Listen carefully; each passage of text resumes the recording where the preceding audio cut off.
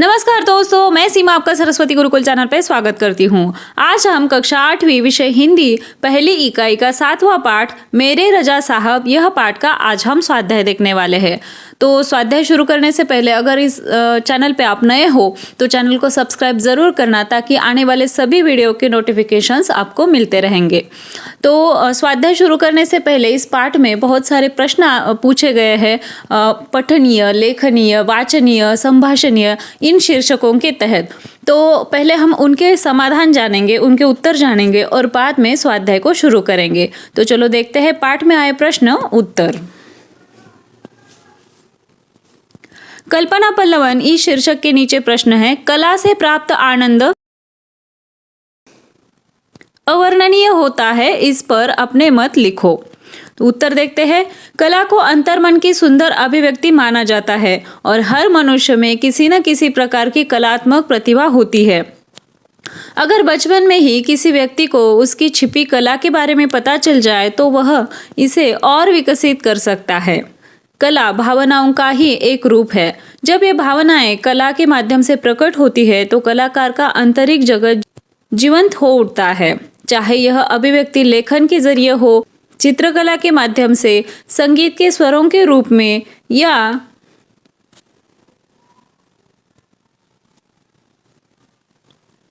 वाद्य यंत्रों की ध्वनि के जरिए। जब किसी व्यक्ति की कला में रुचि होती है तो उसके जीवन में खुशी बढ़ती है। अपनी रुचि के अनुसार कला में काम करने से आत्मविश्वास बढ़ता है और जीवन के सुखद क्षणों का अनुभव होता है।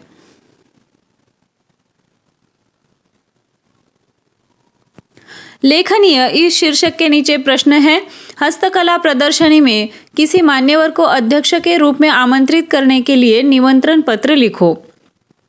तो हमें निमंत्रण पत्र लिखना है। देखते हैं। सेवा में शिक्षण विस्तार अधिकारी साहब, शिक्षा विभाग नागपुर। विषय हस्तकला प्रदर्शनी में मान्यवर को अध्यक्ष के रूप में आमंत्रित करने के लिए निमंत्रण पत्र। मान्यवर, सविनय निवेदन यह है कि मेरा नाम अमन शुक्ला है। मैं नेहरू स्कूल नागपुर का छात्र हूँ। मेरे स्कूल में 21 जुलाई 2024 को सुबह 10 बजे हस्तकला प्रदर्शनी का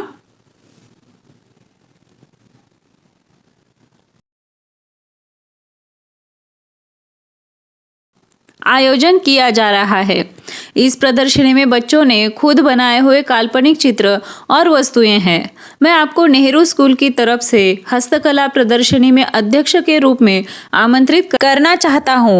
आपसे निवेदन है कि आप अपना कीमती समय निकालकर हमारे हस्तकला प्रदर्शनी में पधारें और हमारा उत्साह और मनोबल तथा हमारी मेहनत को प्रोत्साहित करें। आपकी महान कृपा होगी। धन्यवाद। भवदीय अमन शुक्ला। आगे देखते हैं। पठनीय इस शीर्षक के नीचे प्रश्न है, अंतरजाल से ग्राफिक्स, वर्ड आर्ट, पिक्टोग्राफ संबंधी जानकारी पढ़ो और उनका प्रयोग कहाँ कहाँ हो सकता है यह बताओ। वैसे तो इस प्रश्न में हमें सिर्फ पढ़ने के लिए बोला है, तो आपको इसकी लिखने की ज़रूरत नहीं, लेकिन आपके अधिक जानकारी के लिए यहाँ पर मैंने इसका उत्तर दिया है। ग्राफिक्स, चित्रालेख या ग्राफिक्स ऐसे दृश्य प्रदर्शन को कहते हैं जो किसी दीवार, कपड़े, कागज, पत्थर, कंप्यूटर स्क्रीन या अन्य सतह पर ज्ञान, मनोरंजन, संदेश, मार्गदर्शन, पहचान या अन्य किसी ध्येय से बनाया गया हो।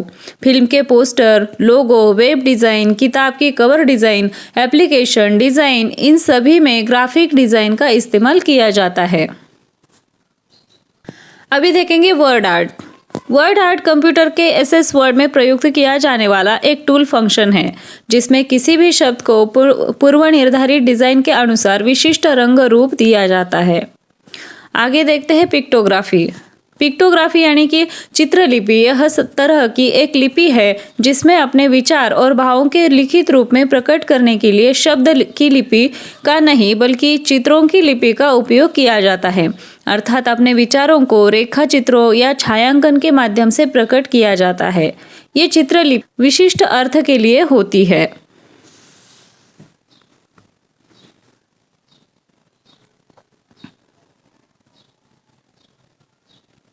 आगे देखते हैं श्रवणीय। इस शीर्षक के नीचे प्रश्न है, दूरदर्शन पर किसी कलाकार का साक्षात्कार सुनो और कक्षा में सुनाओ। तो हम देखेंगे गजल गायक शिवेश श्रीवास्तव, इनका साक्षात्कार। यहाँ पे मैंने इनका साक्षात्कार दिया है। अगर पढ़ने जाऊँ तो वीडियो बहुत ही लंबा हो जाएगा, इसलिए पढ़ के नहीं दिखाया। लेकिन आपको अगर ज़रूरत पड़े तो वीडियो पॉज करके ये देख लेना।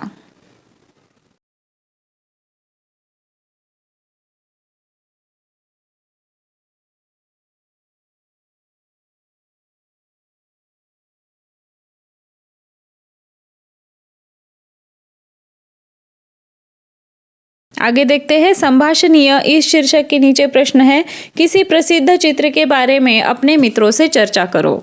उत्तर देखते हैं। आज चित्र प्रदर्शनी में हम सबने बहुत से चित्र देखे। तुम्हें सबसे अच्छा चित्र कौन सा लगा? मुझे तो आज चित्र में मोनालिसा प्रसिद्ध चित्र बहुत पसंद आया। हाँ, मोनालिसा का चित्र बहुत प्रसिद्ध है। मोनालिसा की पेंटिंग में लकड़ी का उपयोग किया गया था। पेंटिंग में मोनालिसा के चित्र में वह मुस्कुराती हुई बहुत सुंदर है। पेंटिंग को जब हम किसी भी कोने से देख रहे थे, वह चारों तरफ से मुस्कुराती हुई दिखाई देती है। मुझे एक चीज दिखाई दी, जब हम पेंटिंग में मोनालिसा के होठों को देखते तब हमें वह उदास सी दिखाई देती है। मोनालिसा की पेंटिंग के अंदर अलग इंसान के चेहरे छुपे हुए हैं। यह पेंटिंग बहुत ही अनोखी है। अब तक हमने पाठ में आए सभी प्रश्न और उनके उत्तर देखे हैं। अभी स्वाध्याय को शुरू करेंगे। सूचनानुसार कृतियां करो। इसमें पहला है संजाल पूर्ण करो। यहाँ दिया है रजा साहब की स्वभावगत विशेषताएं। किसी की भी मदद के लिए बिना बड़े करने से धैर्य से पैकिंग करते थे। पेंटिंग बिकने के बाद स्वयं पैकिंग किया करते थे। उनके लिए छोटी से छोटी बात भी महत्वपूर्ण हुआ करती थी। वे सब कुछ बड़ी तन्मयता और लगन के साथ करते थे। यह उनकी स्वभाव की विशेषताएं हम इस प्रकार से बता सकते हैं।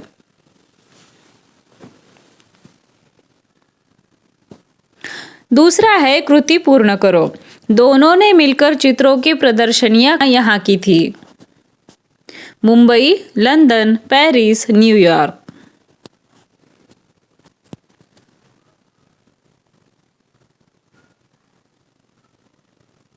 तीसरा है सूची तैयार करो। उसमें एक पाठ में आए विविध देशों के नाम, लंदन, पेरिस, न्यूयॉर्क, भारत। 2 पाठ में उल्लिखित विविध भाषाएं, हिंदी, अंग्रेजी, उर्दू, फ्रेंच।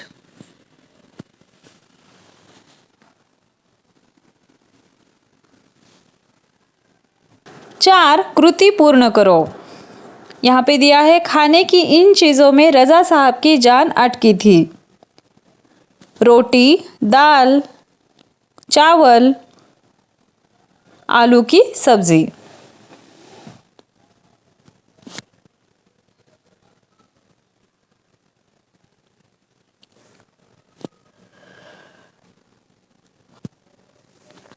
भाषा बिंदु। इस शीर्षक के नीचे प्रश्न है, पाठ्य पुस्तक से 10 वाक्य चुनकर उनमें से उद्देश्य और विधेय अलग करके लिखो।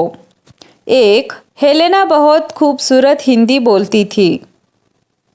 इसमें उद्देश्य है हेलेना, विधेय है बहुत खूबसूरत हिंदी बोलती थी। 2 पत्नी बड़ी प्रसन्न हुई। इसमें उद्देश्य है पत्नी और विधेय है बड़ी प्रसन्न हुई।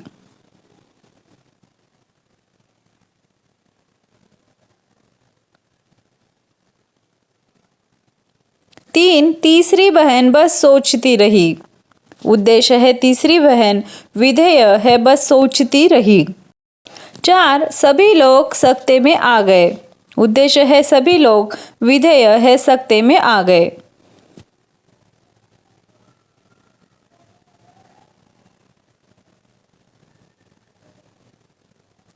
5 नया ठेकेदार ईमानदार था। उद्देश्य है नया ठेकेदार, विधेय है ईमानदार था।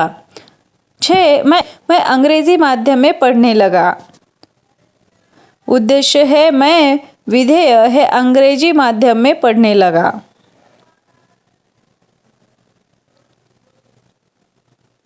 7 घमंडी दांत अब निरुत्तर थे। उद्देश्य है घमंडी दांत, विधेय है अब निरुत्तर थे। 8 बैंक खुले हुए हैं। उद्देश्य है बैंक, विधेय है खुले हुए हैं।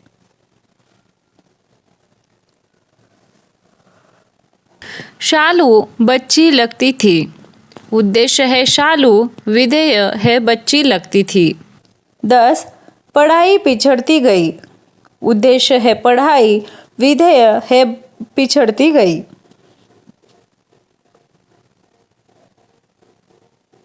उपयोजित लेखन इस शीर्षक के नीचे प्रश्न है, जहाँ चाह होती है वहाँ राह निकल आती है। इस सुवचन पर आधारित 80 शब्दों तक कहानी लिखिए। तो देखते हैं, जहाँ चाह होती है वहाँ राह निकल आती है, यह 80 शब्दों तक की कहानी। मेहनती मोहन अपनी माँ के साथ गांव में रहता था। वह बहुत ही गरीब था।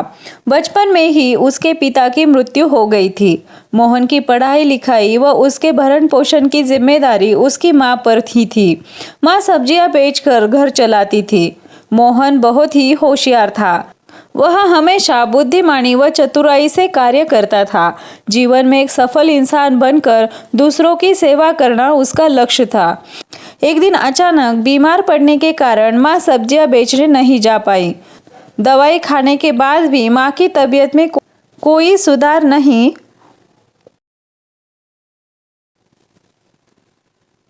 हुआ, बल्कि हालात और भी खराब होते गए। मोहन ने बड़े डॉक्टर से माँ का इलाज करवाया।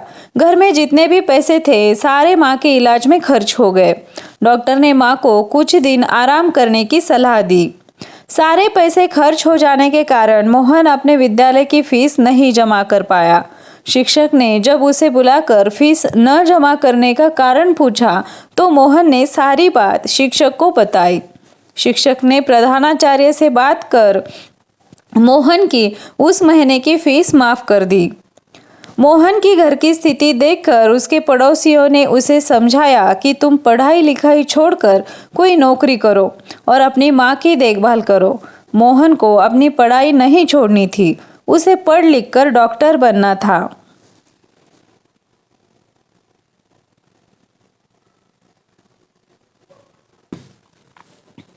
परंतु उसे कुछ समझ नहीं रहा था कि वह क्या करे। अगले महीने जब फिर से वह विद्यालय की फीस नहीं भर पाया तो शिक्षक ने उसे एक सुझाव दिया कि तुम विद्यालय के बाद छोटे छोटे विद्यार्थियों को पढ़ा करो, उससे तुम्हें थोड़ी आर्थिक मदद मिलेगी। मोहन भी इस बात के लिए मान गया।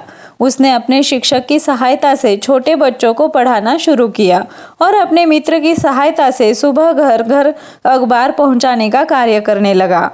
माँ अपने बेटे को इस तरह कड़ी मेहनत करते देख परेशान हो गई, परंतु मोहन ने माँ को प्यार से समझाया कि अब वह बड़ा हो गया है।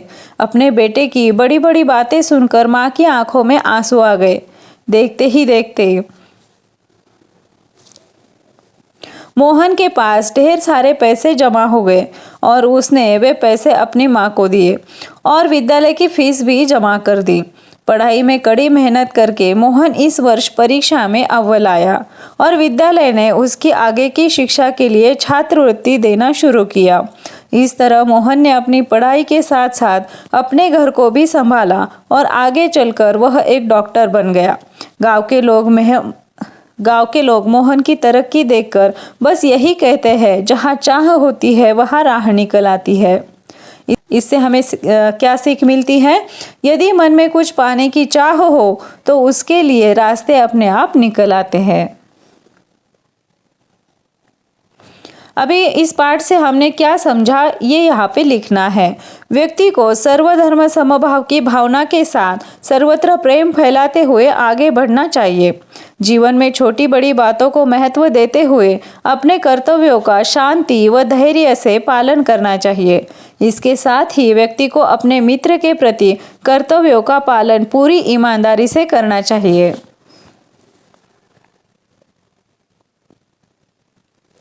आगे देखते हैं स्वयं अध्ययन। इस शीर्षक के नीचे प्रश्न है, किसी गायक अथवा गायिका की सचित्र जानकारी लिखो। तो हम लता जी की सचित्र जानकारी लिखते हैं। मेरी प्रिय गायिका स्वर कोकिला के नाम से विख्यात श्रीमती लता मंगेशकर जी है। लता जी का जन्म 28 सितंबर 1929 को मध्य प्रदेश के इंदौर में हुआ था। लता जी के पिताजी पंडित दीनानाथ मंगेशकर संगीत प्रेमी व थिएटर से जुड़े थे। लगभग 13 वर्ष की आयु में अपने पिता को खो देने के बाद अपने संघर्ष से उन्होंने अपने पिता के स्वप्न को पूरा किया।